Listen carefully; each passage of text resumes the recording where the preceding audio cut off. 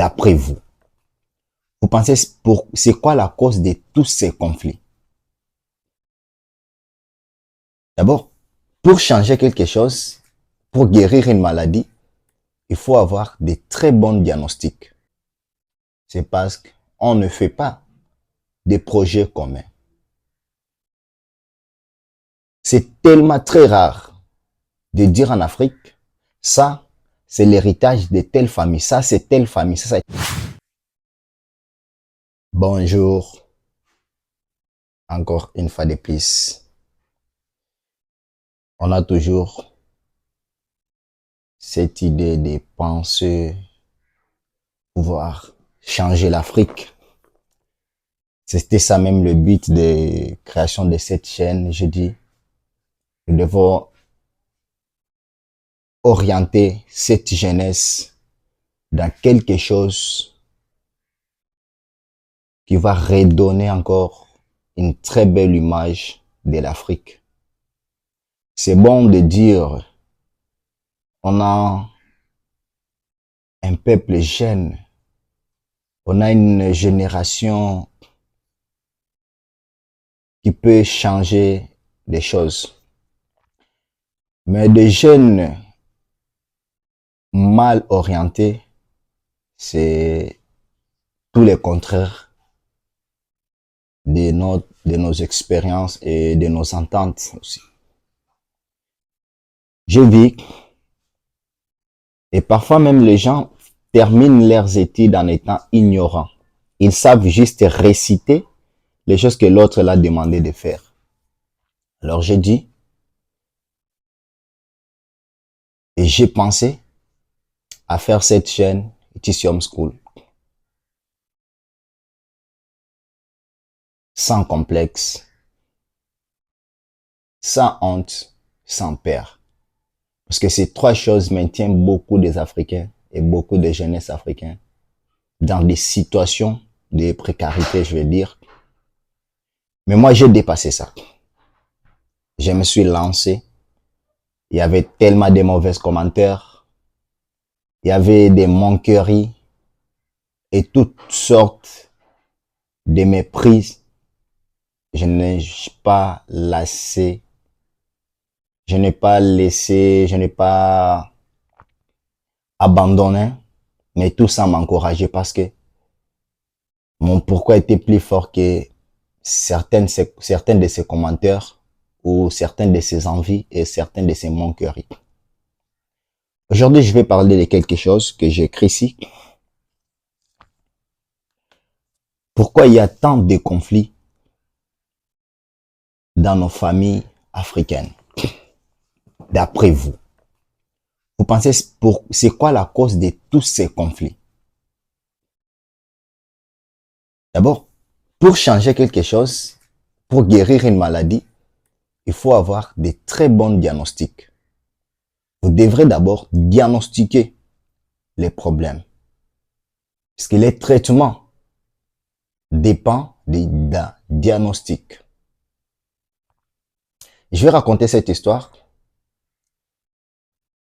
C'était une maman de mon ami qui souffrait. Il était parti faire des diagnostics, on l'a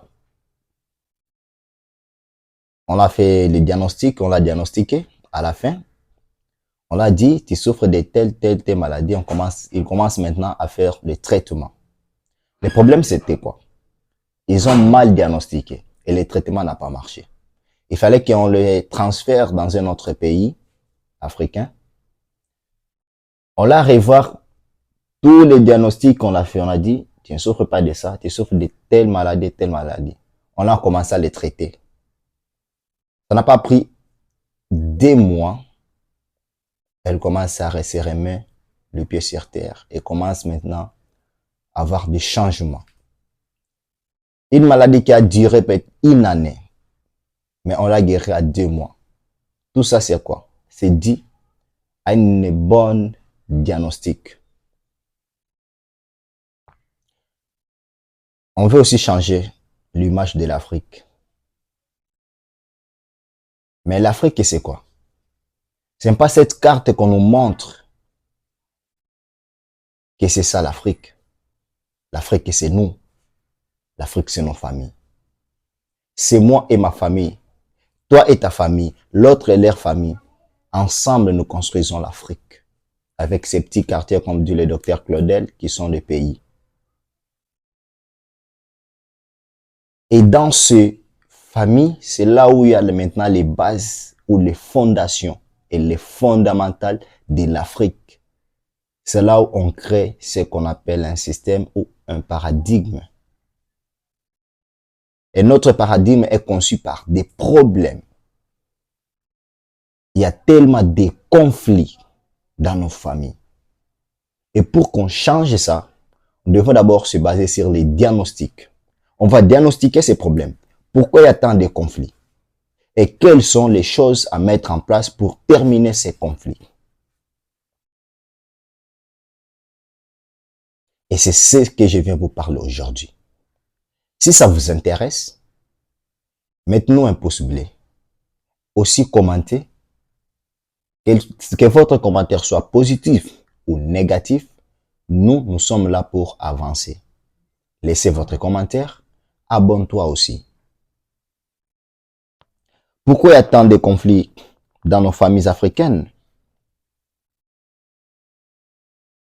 Première chose, c'est parce qu'on ne fait pas des projets communs.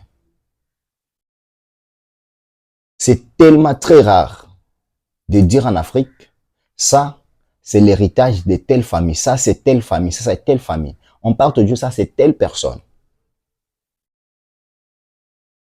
Et on ne se rend pas compte des conséquences qui engendrent ce genre de système.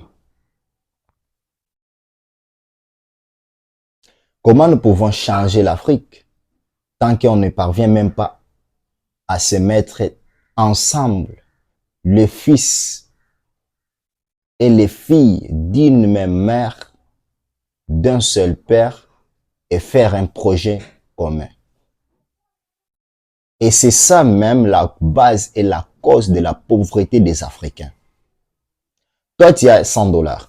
Moi, j'ai un 100 $. On est dans une famille de 5 enfants. Toi, tu as un 100 $, 100 $, 100 $, ça fait 500 $. Toi, tu veux travailler toute seule avec ton 100 $, moi aussi toute seule avec mon 100 $. Comment ça va avancer? Mais si on se met ensemble de dire et de choisir un seul leader et lui confier cet argent pour construire quelque chose ensemble et chacun fait sa tâche et se devoir, on va s'en sortir. Puisque même si vous faites l'inter-export, si tu pars exporter le marchandise de 100 $, c'est rien du tout. Mais si vous allez transporter le marchandise à 500 $, il y aura un rapport de force. Vous allez conquérir les marchés. Et pourquoi c'est important de commencer à faire des projets en commun? Il faut savoir, des conséquences qui engendrent ça. J'ai écrit ici. S'il y a des conséquences graves qui engendrent ces problèmes, c'est de la frustration, du mécontentement. Nous sommes dans une famille de 5 enfants et que c'est toi qui réussis. Tu attends chaque jour, c'est toi qu'on appelle pour résoudre les problèmes de la famille. Et une fois que tu ne réponds pas, on te traite mal, que tu n'aides pas ta famille, qu'il ne parvient pas à soutenir ta famille. Or, si vous avez un projet en commun, vous allez dire combien il y a dans les caisses. On peut sortir ça pour aider telle personne, on peut faire sortir ça pour aider telle situation dans la famille. Et quand tu lui dis que tu n'as pas d'argent, les gens ne peuvent pas te croire parce qu'il ne fait pas partie de ton projet. Mais si au moins vous avez un projet commun, là, vous pouvez dire on n'a pas d'argent parce que chacun de vous sache très bien qu'il n'y a rien dans la caisse. Il faut repenser. À cause de ces mêmes, ne plus avoir des projets en commun, c'est là même la cause de la jalousie de la haine, de la sorcellerie et de la mort. Puisqu'il faut savoir, il y a des étapes. Ce qui commence d'abord, c'est la jalousie. Pourquoi lui il a ça, nous on n'a pas. Pourquoi tel est là, ça, moi je n'ai pas. Pourquoi tel est là, ça. Ça commence maintenant à créer de la jalousie. Une fois la jalousie grandisse, c'est les grands frères qui est la haine. Quelqu'un peut être jaloux et se maîtrise. Mais quelqu'un qui a la haine de toi, il est maintenant capable de passer à l'action. De faire n'importe quoi. Et après la haine, ça devient maintenant des mauvaises choses telles que nous connaissons tous dans nos familles africaines, qui est la sorcellerie. On commence à te jeter des sorts. On commence même à parler de mauvaises choses sur ton nom. Les gens pensent que la sorcellerie, c'est seulement aller sur un marabout, commencer à marabouter quelqu'un, ou soit faire des pratiques ancestrales, faire des pratiques obscures. La sorcellerie commence par des paroles. Dieu a fait tout cet univers par des paroles. Et la sorcellerie, c'est paroles aussi. Ce n'est que des paroles. Une fois que tu commences à prononcer des mauvaises paroles à l'image de quelqu'un, ce que tu fais, monsieur, madame, rien d'autre que la sorcellerie. Et cela va créer et détacher quelque chose dans le monde invisible, le monde spirituel. Comme conséquence, c'est la mort. C'est pourquoi on voit toujours dans nos familles africaines, si quelqu'un se lève, il ne vit pas longtemps. Il va toujours mourir. Et que la famille reste toujours comme ça, dans la pauvreté. Si quelque chose à repenser dans nos familles africaines, il y a certaines vidéos, j'ai dit que nous grandissons avec des dettes. Si tu n'as pas encore vu, je vais mettre les liens dans la description ou dans le premier commentaire.